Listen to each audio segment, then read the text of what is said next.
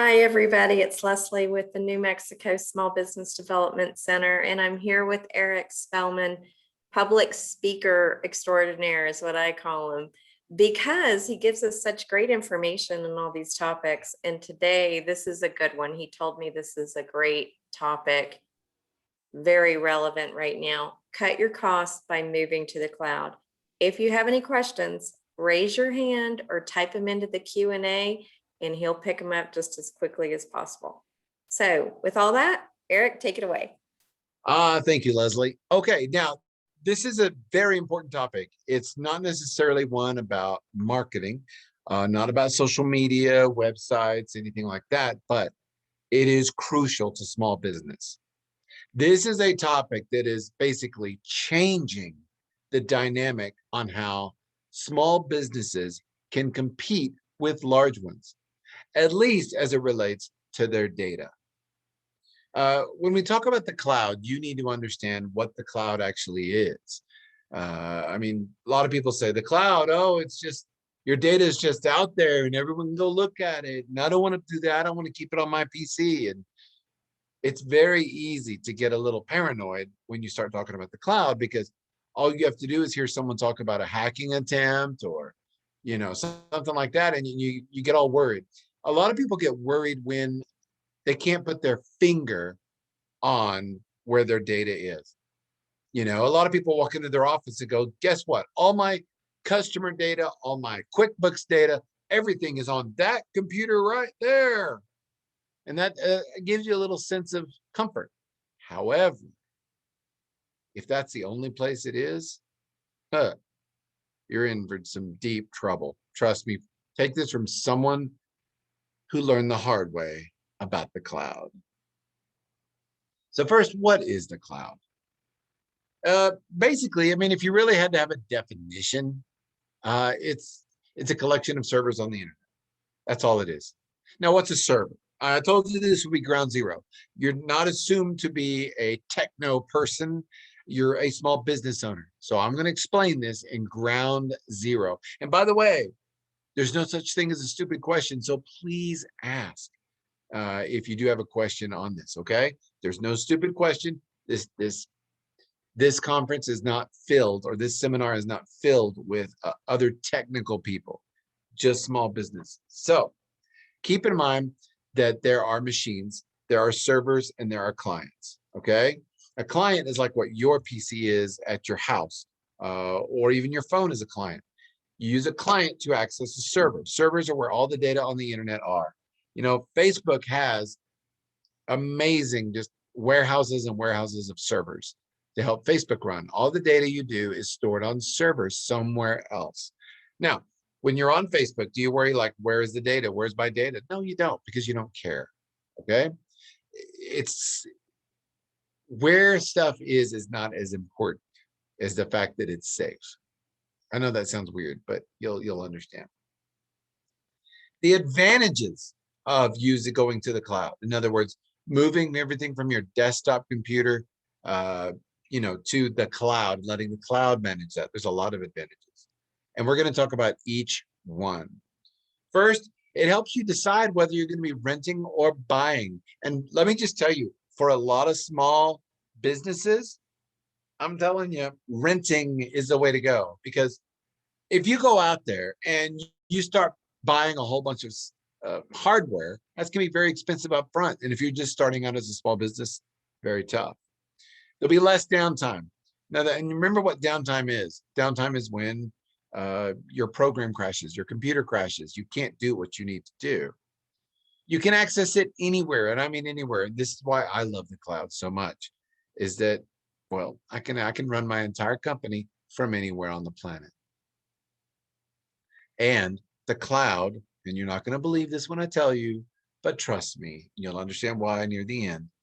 A cloud system is so much more secure than whatever it is you have back in your home or your office. And let's talk about each one of these. First, rent versus buying.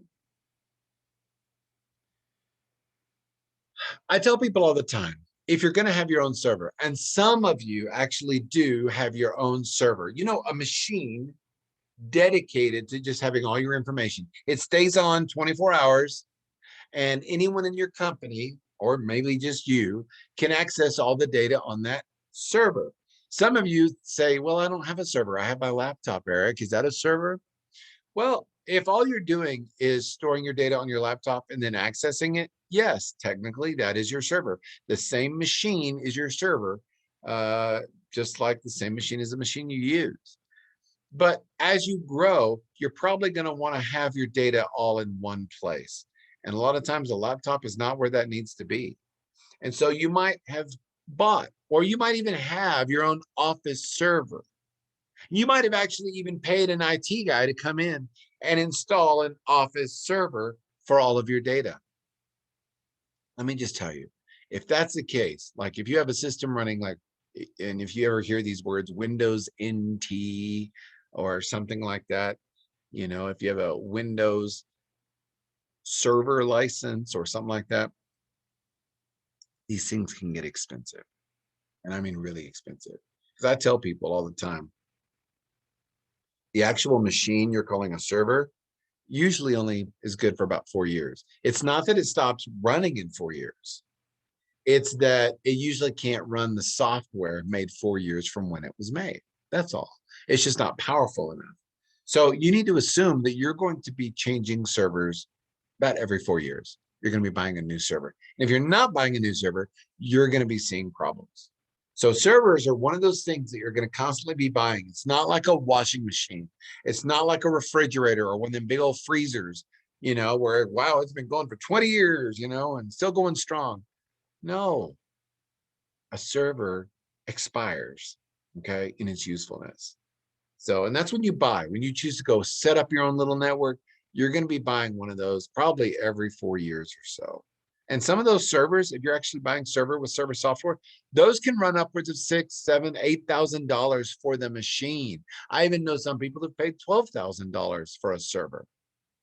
That's a lot of money that you could be using for something else in your business. When you rent, it helps cash flow. And for a small business, I probably don't even need to tell Leslie this, that is, managing your cash flow as a small business is one of the keys that is going to keep you in business a year from now. I swear a lot of small businesses fail simply because the owner did not pay attention to the bottom line. So renting helps cash flow because basically instead of you having to buy these big computers and putting out this huge outlay of money, all you're doing is basically renting space on someone else's server. By the way, when you do that, it makes older machines last longer. So remember, I told you that servers are good for about 4 years. I tell people all the time, your computer, the actual computer you use on a daily basis, only has about a 4 year, maybe 6 at the most, lifespan. Once again, it's not because it breaks. It's because it usually can't run software made that far in the future. So it just becomes slower and slower, and eventually you get so sick of it, you give that laptop or that computer to the kids, and you go get a faster one. But if you have an older system, when you use the cloud, all the data is basically web-based. It's like web pages. So you don't need a super strong system anymore to access all your data because all of the work is not being done by your computer. It's being done by that server in the cloud. And so what I'm saying here, what I'm trying to say here is that your systems that you buy in your office or your laptops can last a little bit longer because they are just accessing websites. And a good computer can access websites for years and years and years because it doesn't require much oomph in the computer. Does that make sense? I mean, one of the advantages of the cloud is not just that you get to save a whole bunch of your money. Maybe you got a loan, a loan from the not the SBDC, but the SBA, and you only got so much money, and you want to make it go as far as possible. Well, instead of you having to buy all these big servers and expensive stuff, you just have a monthly amount that's easily budgetable, very easily budgetable. Less downtime. This is probably one of my favorite things about using the cloud is that you do have less downtime. You know, all of us can think of a time when we were at an office working for someone else, or maybe you still are. And all of a sudden someone says, oh, the server crashed, the server glitched, something happened. And so everyone's just kind of sitting there, either playing solitaire or they might even go home. The whole company is at a complete stop because the server died. Now, here's my question. How often does that happen? How often does that happen in your office that you have, a downtime or it freezes up or you can't access your data? Well, when you're on a server, when you're in the cloud, in someone else's servers, that is, your data is not just on one server, it's on multiple servers. You see, like I use Google as one of my cloud providers. All my company's data is located, most of it, in Google. Google takes care of it. Google guards it, keeps it safe. But here's the best part. Google has server farms. And when I say server farms, I mean large football field sized warehouses full of little blinky light servers. If you walk in there, it looks like a Hollywood movie, okay? And they have lots of these all around the planet, not just the United States. They have a bunch. And the reason you want your data on multiple servers, copies of it, is that way. What if one server, let's say Google's data farm in LA, in Los Angeles, if all my data was stored on a server there, and all of a sudden LA had an earthquake and Google's entire server farm just dropped into a pit, if my data was only on one server in that LA, then my data is gone. But what Google does is they copy it. And your data is actually on multiple servers around the world. It's kind of cool. And that's why I tell people, because when I tell people they need to move to the cloud, do you know what they tell me? They say, Eric, I don't know. I feel like I'm just putting my information out there. I love it when they say out there. Like it's just on a billboard for everyone to see. That's not the case. It's kind of like you are renting space in a very, very, very secure, in fact, more secure than what you have, location. And I tell people this is the way to think about it. The location of your data is completely irrelevant if the security is high enough and the uptime is high. Okay. If I can satisfy those two things, in other words, if it has high uptime and the security is high, if no one can hack it and it's always there when I need it, I don't care where it's located. Did you hear that? If the data is safe and I can access it from anywhere at any time, I don't care geographically where it's located. Okay. And that's kind of that's kind of a way of thinking you need to start pondering there. Okay. You want high uptime and you want high security. Access anywhere. Let's talk about that. When I started putting all my data in the cloud, I was a little nervous as well because it was brand new. I'd never done it before. I didn't know what I could do with it. Well, then, as my company was really churning along and I was really traveling around the country before the pandemic and speaking at conferences, well, one day I'm sitting in the Denver airport, believe it or not, and all of a sudden I get a call from my office. Called something was going on with a client and I needed to deal with it. Well, guess what? All I had out, not even my laptop, all I had in that Denver airport was my phone. But using my phone, I was able to access every single bit of data in my company that I needed to deal with that customer. And I was able to help that customer from the airport. I didn't have to VPN or log into my local system and see what they pretend I'm there. And no, I just ran it from my phone and I had full access. That's the beautiful thing about it. Any device with the internet. The other thing I like to tell people is this. I remember one time I had 3 laptops stolen from my company. 3 laptops stolen. Someone actually broke in my office, stole 3 laptops. Now, the biggest fear people have is, oh my gosh, did those people get any customer data? No. Why? Because there was not one bit of that data on those laptops. That's what I'm telling you. The data is not stored on your phone. The data is not stored on your computer. The data is in the cloud. All you're doing is looking at pictures of it using the internet. And so when I was working with that client, none of that data was even on my phone that I was using. I was accessing it in the sky, in the server, in the cloud, if you will. And you can do it from any device. Heck, I could have gone down to the hotel. If I was still in a hotel, I could have gone down to the hotel free computer, the business office thing where you can use a computer, and I could log in and use it. And when I log out, there's not one bit of data stored on that, not one bit of data stored on that hotel computer. You can use tablets, smartphones, like I said, hotel computers, any device you want.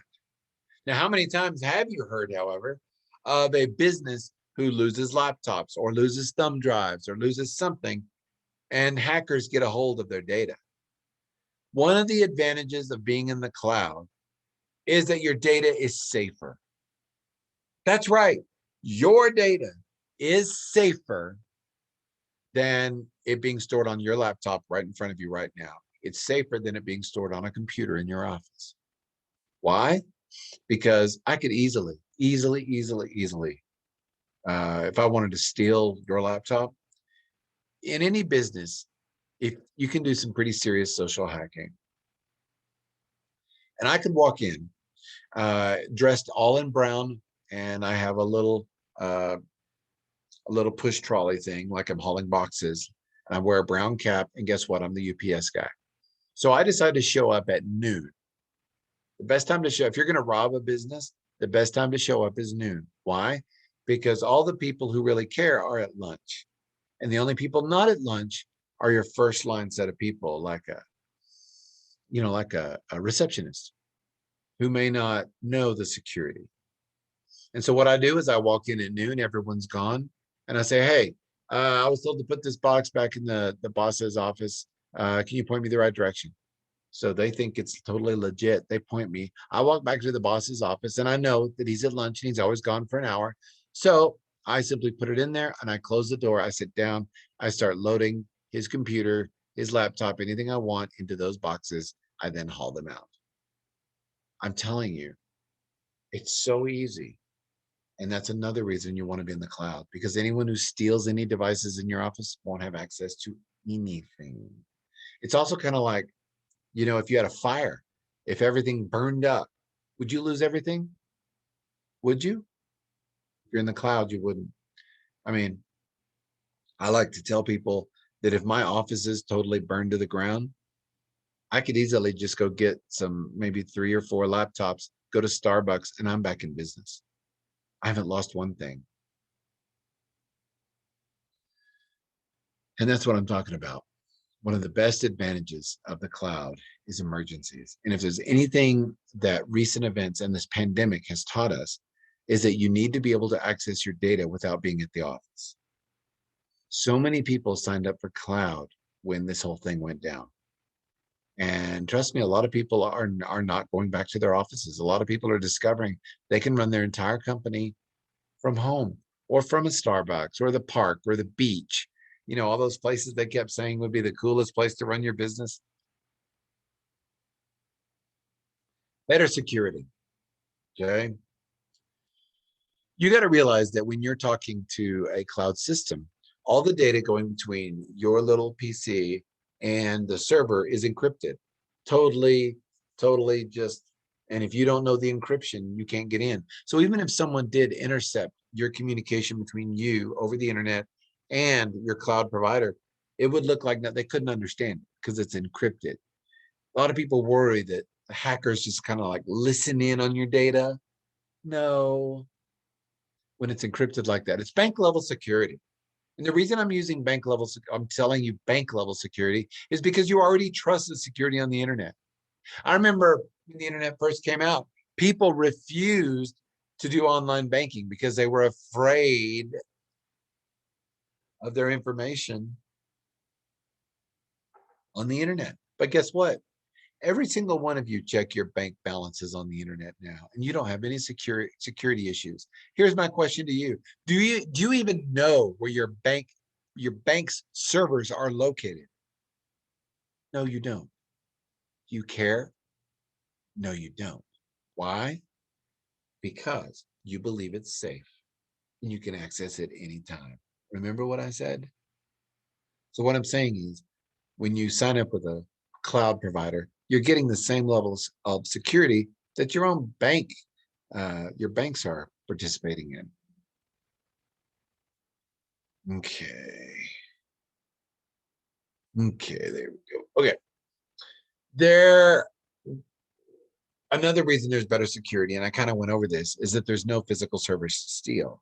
When you're in the cloud, you don't have to buy servers anymore. I know a lot of people who are able to get rid of all their servers in their office, every single one of them. Just let them go out to pasture because they exported, they moved all their data into the cloud and they would never go back. And guess what? When you move your data in the cloud, yes, you're paying a little fee every month for that, right? But you're not having to buy new systems every 4 years either, multi-$1,000 systems. All you have to do is budget X amount of dollars per month. And trust me, it ain't much.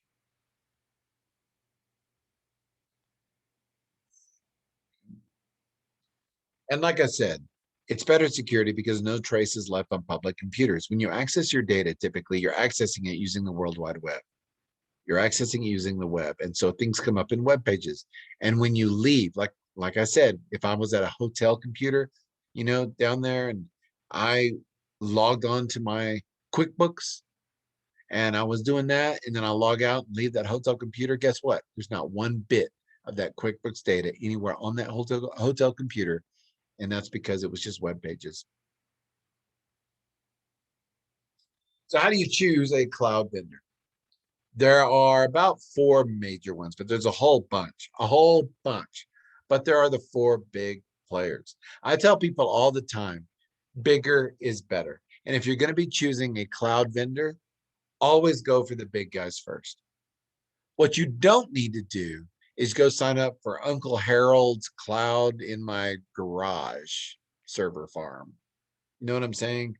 There are a lot of small technical players who have set up their own little mini clouds. Okay.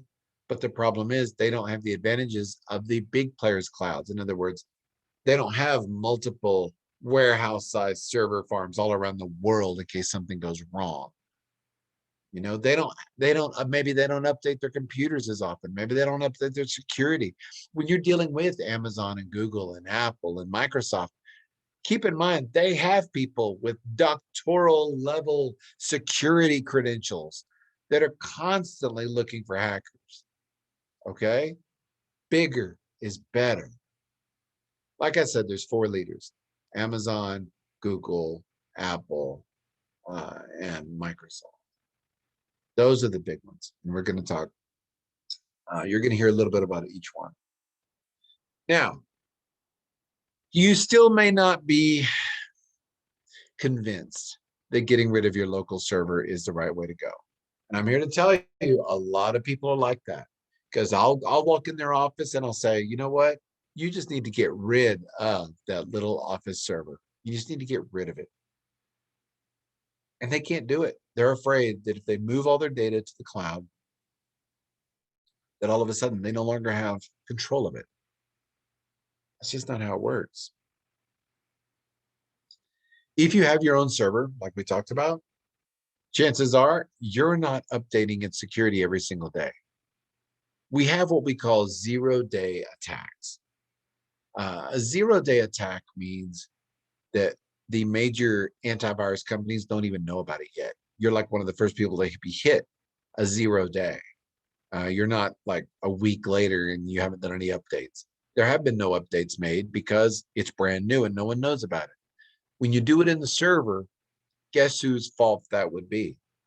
Like for instance, if I was using, say, Google's cloud and Google got hacked, who has to fix that? Me?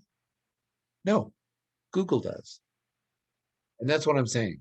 It it puts the liability on them instead of you. But if someone broke in online and got into your server because you forgot to update the security, or you forgot to call your IT guys and have them come out and make sure all the updates in your server, your little local server, are doing. I'm telling you, letting someone else handle this and letting super smart security people handle this will help you sleep at night, as long as you don't physically have to know exactly geographically where your data is stored. Hackers are out there all the time, probing. They're sending out little computer software programs, just looking, like trying to get into your computers in your office, just seeing, have they been updated yet? Let's see if they haven't plugged that security hole that we just discovered. Let's see. And these little software programs, you may not even know they're there, but it's kind of like they're trying keys in your lock, seeing if any of them work. Think of that. I mean, you ever been, that sounds like a scary movie, doesn't it? You're sitting there in your living room watching TV, and all of a sudden you hear a key go into your front door and just start jiggling around. That's what's happening, but to servers. Okay. And if you haven't updated your servers, then that key will probably work. You've got to update it. When was the last time you did? If you're going to keep a little local server, when is the last time you did? And what is your schedule for it? Does it just happen automatically? On most servers, it doesn't happen automatically because servers have to be up 24/7. And in order for security updates to happen, you usually have to reboot. And so the system's not going to automatically do that for fear that it could kick people out of their data. So it's usually something you have to schedule. Maintenance is what we call it. You might also even need to update your router if you're going to play that game. Now, remember, a server is simply a strong PC used to give information out when people request it. A router is like that little Netgear, that little skinny thing that it usually has a built-in Wi-Fi and all that. It's what brings the internet into your office many times. And it's what stands between the internet and all the hackers and everyone out there. Anyone on the internet trying to get to your server would have to go through that router first. And the router is like the policeman. The router is like, knows who to send, this web page to this system, this web page to that system on your local network. Routers have to be updated too. So guess what? Your router is being probed as well. And if they get a hold of your router, they pretty much own your internet at that. And they can do anything. What we're seeing a lot of hackers do these days is they are getting into people's routers, opening up a hole, and then sending a ton of viruses through that hole and infecting systems in your office. And you may not even notice a thing. We call it zombifying it, turning them into zombies. And then one day, when this hacker wants to suddenly try to take down, say, an oil pipeline, what they do is they will use your system because they kind of own it, they kind of control it, and they will turn on their software. And all of a sudden, guess what? Your system starts attacking that pipeline. And when the FBI comes looking, who's causing this? Guess where they're going to land? Your office. You say, well, I didn't even know that was happening. You're right. Someone used your system so that they wouldn't get caught. You got to make sure your routers are updated. And that is a tiny bit technical, so you may want to call some of your people. Okay. Zero-day attacks are a relatively new thing over the past few years. And like I said, it's like when your server suddenly gets attacked by something it's never seen before. It has no defense against it. We're seeing more and more people move to the cloud because of that little thing right there. Is they're tired of zero-day attacks. I'm telling you, if someone breaks into Google servers to get your data, once again, you're not at fault. You follow me? Legally. We'll talk about that. External human access. Now, when you have your own server in your office, this is the problem you might run into. Do you give customers access to Wi-Fi? If they're on the same Wi-Fi network as your server and they know what they're doing, they might be able to access your server. That's why I do not like small businesses to have their own servers. I'm not a fan of this because there's just so much that can go wrong. And like I mentioned earlier, all I would have to do if I'm not a big high-tech hacker like Hollywood shows breaking in through a computer, launching missiles kind of stuff, all I really have to do is a social hack. Pretend I'm UPS or FedEx, dress the part, walk in. You'll let me walk anywhere in your office, basically. If I do it over lunch, I'll probably have full access to an office or two, steal everything in it, or just access the data.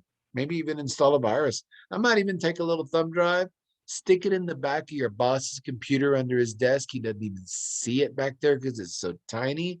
And that little thumb drive allows me to just watch what he types, including passwords. Yeah. The other thing you need to worry about, be concerned about, is janitorial staff. Remember, these people have after hours access to almost every room. If you have an office with multiple rooms and maybe one's a computer room and it usually stays locked, well, guess who has access to the computer room? Your janitorial staff. Why? So they can empty the trash in it. Janitorial staff are usually, that is where they have the most access to anything there, more than probably every employee there. I'm not saying the people who clean up your office are thieves. That's not what I'm saying. I'm saying you may never have thought of them that way. And as part of your security preparation, you need to prevent that in case someone who cleans your office is not a good character. And then there's friends of employees. If you have employees that come into your office, your employee, friends of those employees who come in, and I've seen this happen so many times. An employee's kid comes to work with them. And so the employee puts the kid down in front of a PC somewhere in the office, and the kid is just playing computer games or something, almost like babysitting. That kid, if he clicks on the wrong thing, could open up a huge hole, security hole in your company, could install a virus and you didn't even know it. I am not a fan of allowing non-employees access to office systems. Did you hear me? I am not a fan of non-employees having access to any systems within an office. There's also internal threats. Lazy server admins. If you have your own local server, guess what? Someone's going to be considered the server admin. Now, for a lot of you small businesses, that someone may simply be your IT company that you hire. Okay. And these people, keep in mind, it's not their server. You're their customer. And if they're not checking your servers, either coming in physically or logging in and checking them for any threats, you have no clue what's going on. Lazy server admins, administrators, don't check as often as they need to. Here's one of my favorites: an angry future ex-employee. Oh my gosh, these are so awful. I remember one time there was a company. I was on the internet, and all of a sudden on Facebook, I saw a post. And the post basically said, hey, I found a thumb drive in the parking lot of this company, and I don't know who it belongs to, but here's all the data that's on it. So maybe someone can recognize it. And guess what that data was? It was a list of that company's customers with a lot of very damaging data. Now, I don't know if someone inside that company who was about to get fired dumped that on the internet just to hurt that company. I don't know, but I will tell you this: when I talked to that company about this, they said, yeah, we think we know who did it because we just fired so and so, and they would know how to do that. And all they did was take all the data, put it on thumb drive, go home. Keep in mind, when people are deciding to quit your company, when people are deciding that they don't want to work there anymore, they're already starting to copy things. They're already starting to copy all their leads. So if they're a salesman, they may take it to the next company. They may be copying your data. They may be copying who knows what. In this company's case I just mentioned, they copied a lot of data and then just dumped it on the public internet, hoping that someone would be heard. Impatient executives. This happens all the time. So an executive in a company, maybe you're at a conference somewhere, and all of a sudden, you need a password for something. So what do? You call back to the office, talk to your receptionist, and the receptionist gives you that info. Well, once your company gets a little bigger, not maybe everyone knows the sound of your voice. And so I could claim to be an executive in your company. All I have to do is go to your website, see who the executives are, call the front desk person who, depending on the size of your company, probably doesn't know the sound of the voice of the person I'm impersonating. And so then I really pretend to be them in a hurry. So let's say that Sally is a receptionist. So I would call up and go, Sally, this is Jeff from up in, this is Jeff, the senior VP of blah, blah, blah, blah, blah. I'm at this conference. I'm about to present in 5 minutes and I need this right now. I know you can do that. Well, and Sally goes, well, maybe I need to go ask them. No, we don't have time. Sally, I need that information. Click here, click there, give it to me. Now, what's Sally going to do? Sally doesn't want to get fired. So Sally's going to give this hacker the password. And it's all because they think the executive is impatient, when in fact it wasn't an executive at all. It was someone simply playing Sally. It was, conning her, tricking her into believing they worked at the company.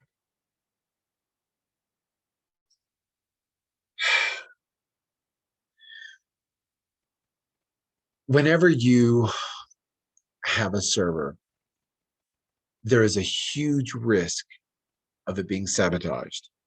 Like I said, people who are not, I'd say this all the time. If you're going to be firing your computer guy, if you have a computer guy who works at your company and you're going to be firing them, you better do it quick, and you better not let them back to their computer. The second you fire them, if they work for your company, and in fact, I tell this about anyone you fire. Whenever you fire anyone from your company, they don't get to go back to their office. I don't give them 2 weeks. I don't give them an extra 2 weeks to find another job. No, if you're firing them, they're out that day. They're out that day. You feel free to pay them for 2 weeks, but do not let them touch any of your systems again, because at that point, the second you fire them, they are no longer employees and they do not need access. And in fact, if you know you're firing someone, while you're firing them, someone else needs to be cutting their access. And even if you have to have someone else pack up their office and put it in a box and set it outside, I don't care, but you do not let an ex-employee, especially an ex-IT computer guy employee, have access to your systems. You got to set policies. When people come into your company and sign up, when people come into your company and join on, there need to be policies about the data and what they can do with it. Do you allow people to download data and put it on thumb drives and walk around with it? Do you allow people to copy it onto a laptop and walk around with it? What do you do? See, when you're in the cloud, you don't have to worry about that at all. What is your policy on thumb drives? What is your policy on employees and thumb drives? And you may not even have one at this point. Do you allow them personal thumb drives? Can they bring them from home, or do you have office ones? I mean, those are the only ones they can use, and they stay at the office. You got to watch out. I'm also of the belief you really don't need to be buying a ton of laptops. You'd be surprised how many times employees lose them. Okay. So I usually let my employees, if they want to use their laptop, they can. If they don't have one, yes, I'll get them one. But and then you also got to decide, what is your policy on allowing your employees to have corporate data at their house? Okay. A lot of times people will copy stuff, take it home just so they can work on it. Problem is, when they copy it to the thumb drive, take it home to work on it, now there's a copy on the thumb drive. And if they lose that thumb drive, they're done. Anyone could just pop in that thumb drive and see what it is. There are 5 key questions you must ask a cloud provider if you're going to be doing this. So when you decide to do cloud, here's the questions you ask a cloud provider. What is your yearly downtime? In other words, how often do your systems go down? How often will I not have access to my data on average? For whatever reason. Typically, they're going to state it in terms of a percentage. Now, if they tell you, well, we have 99% uptime, which means 1% downtime, do you realize that that 1% downtime actually equates to 7 hours and 12 minutes per year? Now, some of y'all are thinking, wow, that's not bad. Our office servers go down way more than that. But I'll be honest, that's not good enough. When you go when they claim they're at 99.9% uptime, then they're only down 43 minutes and 12 seconds. If they can go to 2 nines, or what we call in this case 4 nines, take a look at that. The first one up there is what we call 2 nines, 3 nines, and now 4 nines of uptime. So we call it 4 nines of uptime. 99.99% uptime means that they guarantee you will not be down for more than 4 minutes, 19 seconds per year. Remember, this is per year. This is the one that most of the big providers are shooting for. This is the holy grail. This is the goal, and it's called 5 nines of uptime. 99.999%. It's basically stating that your data will be accessible, guaranteed, except for maybe 26 seconds per year. That's pretty much uptime all the time. Now, most people, no one's been able to achieve that really. It's usually in the 4 nines, 4 minutes, 19 seconds. Okay. But you see what I mean? You got to figure out what are the incremental costs. If you're talking to a cloud provider, what are the incremental costs? In other words, what are going to be the cost, the monthly cost I get on a regular basis? Is it a flat fee? How many gigabytes or terabytes do I get? In other words, how much space do I get? How much storage do I get? How big of a hard drive on that server am I able to fill up? If I do fill it up, does it just stop allowing more, like the hard drive's full?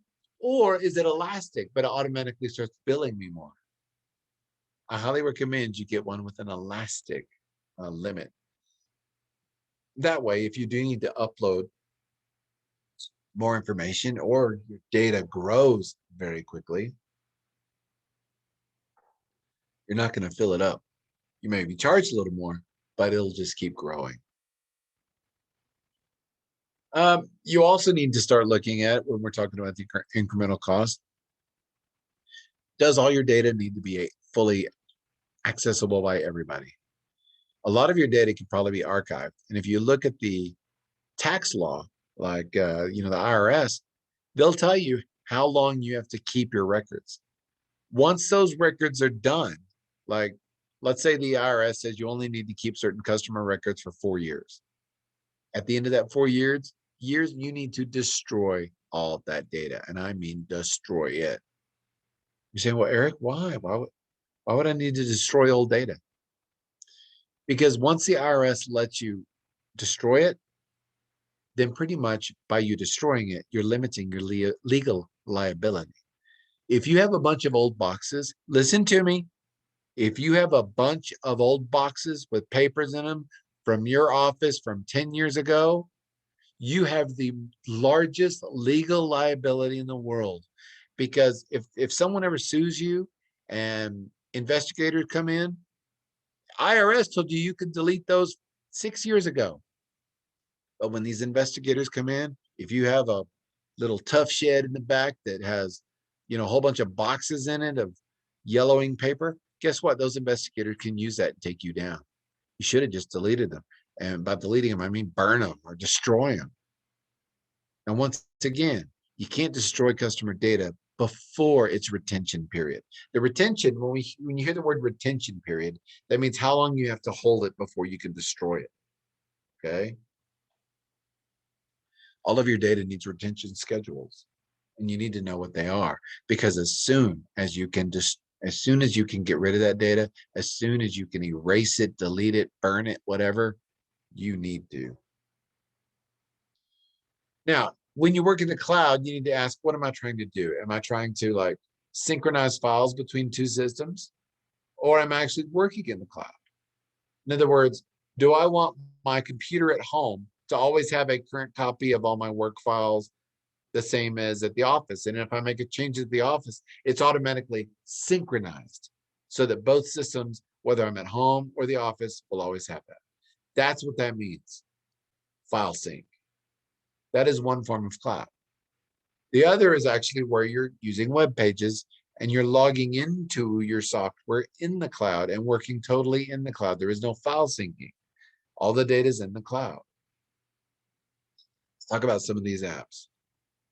Okay. In the file sync category, we have Dropbox. If you've ever heard of Dropbox, it is a file syncer.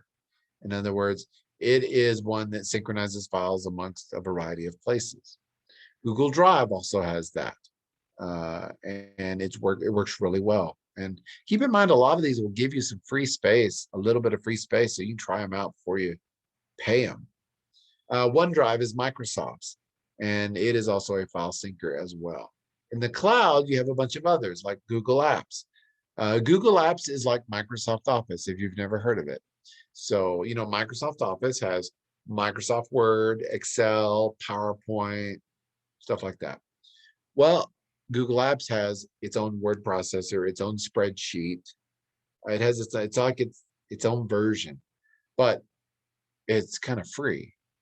A lot of it's completely free. So if you need to use a free version of Word or PowerPoint and all that, Google has a free one that you can use, and it'll even open those documents. If someone sends you a Microsoft Word file, you can open it in Google, even if you don't have Microsoft Word.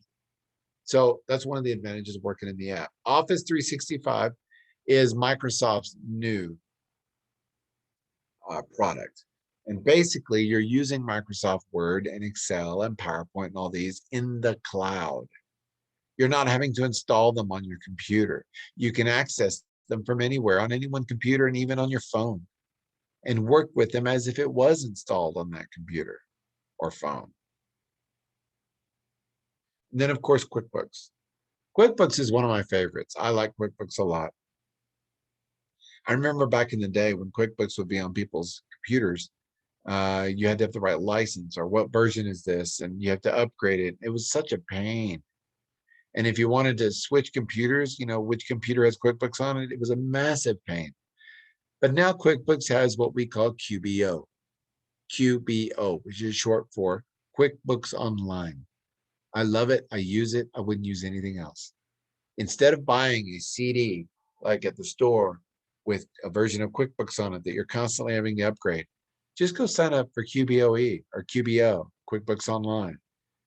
I said QBOE. Used to be called that, QuickBooks Online Edition. But now I think it's just QBO. Number one, it's a lot cheaper than buying a new version of QuickBooks. And number two, they keep it updated. And if the QuickBooks people find a bug in it, they just fix it, and you don't have to do any updates. It's amazing. But you want to know the best part? Listen, you want to know the best part of being in the cloud? You don't have to back up your data anymore. That's because they do it. You don't have to worry about backups. You need to ask the cloud providers if they support third-party apps. In other words, large cloud providers actually have third-party vendors who connect to their apps, okay, like QuickBooks. There are programs I can use that will talk to QuickBooks Online. Like maybe I want my invoices to look a certain way, or maybe I want to take payments automatically from clients online, but have those automatically post in QuickBooks. There are programs to do that. And they're third-party programs, like not made by QuickBooks, made by someone else. The key is, when you're looking at cloud providers, look for an app marketplace. This is where they have all those third-party apps that can kind of expand what you're doing with that software. Look for an app marketplace. All the ones I've told you about have them. Google, Microsoft, they all have them. Now, this gets a little technical, so don't worry if you're not going to get this part. But some apps are what we call joiners. And what they do is they don't increase the features of a cloud system. What they'll do is they'll connect two of them. So for instance, if you wanted to connect, say, Google Apps to QuickBooks, they make connectors that will help automatically pass data between the two, because the two don't talk, because they're made by different companies. So when you have a joiner, and the biggest joiner out there is ifttt.com. And it's kind of technical, so I'm not going to go into it, but just understand there's different kinds of apps, and some of them connect things. So if your cloud app doesn't do what you want, there might be a third-party app or even a joiner that will help you do it. Talk to those software vendors. They will tell you if it can do what you're wanting to do. By the way, when you talk to these vendors, keep in mind, part of the price is them moving all your data to the cloud for you. Remember that. Your data has to be moved to the cloud, and usually it's going to be their people who do it. There might be an extra cost in that, so ask. What is the exit strategy? I know this seems like a strange question a lot of people have, but day one, when you sign up with a company, one of the first questions you need to have is, how do I get out? And especially when you're entrusting all your company's data to a cloud vendor, you need to know, if I get dissatisfied with y'all for whatever reason, or even if I find a better deal somewhere and I want to leave you, how do I leave you? That sounds so rude when you're talking about it, because I don't want to think about leaving. But in the business world, you need to have a strategy to disentangle yourself from vendors if you need to. Can you divorce from that vendor? Or is it a one-time deal? You need to find out. Can you get your data back? And if you're going to get your data back, what's it going to be in? What format's it going to be in? I mean, how are you going to exit? You need to find out. If I decide I'm not happy with you, Mr. Cloud Vendor, tell me the process of me getting my data back from you. Are there extra costs in this? And if you do leave, is there an extra cost? Is it going to cost you another year or two of fees? Find out for sure. A lot of this is usually mentioned down in the small print. And what is the timeline? If I need to leave, how long will that take? Whew, the cloud is an amazing place, and I truly love it, and I use it all the time. I've been running my company from the cloud for 10 years, and I wouldn't do it any other way. I travel a lot, and like I said, I have full access to everything from everywhere. That was a lot. You gave me a lot of homework. Because I feel like I'm behind, and I'm just excited about the information to make the life of an older system go a little longer by moving to the cloud. Because yes, sometimes with a small organization, you think the secret is to get another computer and transfer everything over. Right. And trust me, that employee wants a new computer. Everyone does. I agree. And I know that some of the programs, I did not realize there was that many cloud servers. I thought there was just maybe one. So I'm glad that you gave us that information, that there's lots of choices out there for the cloud. So that's good. I did want to, if you have any questions, type them in. I did want to update everyone that we have webinars coming up. We have Subchapter V, bankruptcy laws, and this is a topic I am not sure about, so I'm very interested in hearing about this. That'll come up on Monday with Ian Alden. We have Eric back again on Tuesday, Google search secrets of the pros. We're going to have e-commerce and alternative selling methods. We're also going to have basic steps to starting a business in New Mexico. We're going to have a bilingual session with Dr. Marvin Lozano on accessing financial resources. And then we're going to have understanding employment contracts. So those are all coming up. And I sent the link over on how to sign up for any of our webinars, our no-cost webinars. And Leslie, it looks like we have a question from Catherine. okay. She's asking, well, who are the big four server cloud providers? They are basically Google, they are Microsoft, and Amazon. They're one of the biggest ones out there, but not for small businesses, I'll be honest, but they are one of the biggest out there. And then the fourth one, who was it? Microsoft. Okay, so Google, Microsoft, Apple. Yeah. And those are the big ones. And trust me, that was a great question, Catherine. Let me just tell you this. There's coming a time when you will not be able to buy software for your computer anymore. Everything will be cloud. Your computer will just be an internet accessor device. So there won't be software that you install. You won't install things to your computers anymore. You'll just be accessing. Keep in mind, like Microsoft and all these companies, they're going to force you to go into the cloud. You're going one way or the other.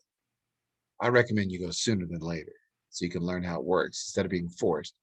And then what these companies realize is they will make a ton more money with cloud software. Why? Because they make money every month, not just once every 4 years when someone buys a new version of Office.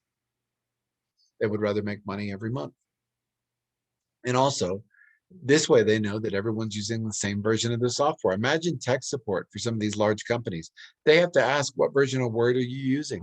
What version of QuickBooks are you using? Well, when you're in the cloud, everyone's on the same version, the most up-to-date version. So fixing bugs is easy. You only have to fix it once, not send out updates to everybody. I'm telling you, you will be moving to the cloud one way or the other. I'm just saying, get ready for it because it's coming. Any idea when that's coming? It's pretty much already here. Okay. In fact, I'm fully expecting Microsoft to stop selling CDs of Microsoft Office. You won't be able to go to Best Buy and find like a little shrink wrap Microsoft Office something. You'll just go rent it. Office 365. Go check it out. Office365.com. It's really good. Also check out Google Apps. I use Google Apps, but if you're real comfortable with like Microsoft products like Word and Excel and all that, then I would probably go with OneDrive or just look up Microsoft Cloud or Office365.com is what I would do. Again, homework. You're giving me homework. I'm doing it. If that is all, I am moving to the cloud to cut costs. Remember It's that. great. It's so, trust me, you'll wonder why you didn't do it sooner. I love it. Well, if there are not any questions, that is it for today. Guys, remember nmsbdc.org. Sign up for the no-cost confidential counseling. And again, we will see Eric next time. So you guys have a great rest of your day. Bye.